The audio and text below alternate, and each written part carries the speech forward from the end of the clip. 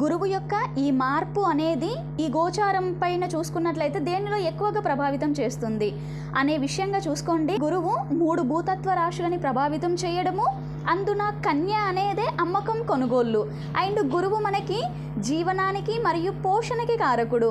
So ఇలాంటి గురువు యొక్క ఈ ట్రాన్సిట్ అనేది నిత్యావసర సరుకుల మీద మాత్రము చాలా మంచి పరిణామం చూపించబోతుంది. సామాన్యులకి సైతం అందుబాటులో ఉండే విధంగా వాటి యొక్క ధరలు అనేవి చాలా కంట్రోల్లో ఉండడానికి ఈ సంవత్సరం మనకి చాలా చక్కగా ఉపయోగపడుతుంది. దాన ధర్మాలు మరియు ఓపిక అనేది మనిషికి చాలా అవసరము అనేటువంటి విషయాలని మనిషి గ్రహించగలుగుతాడు.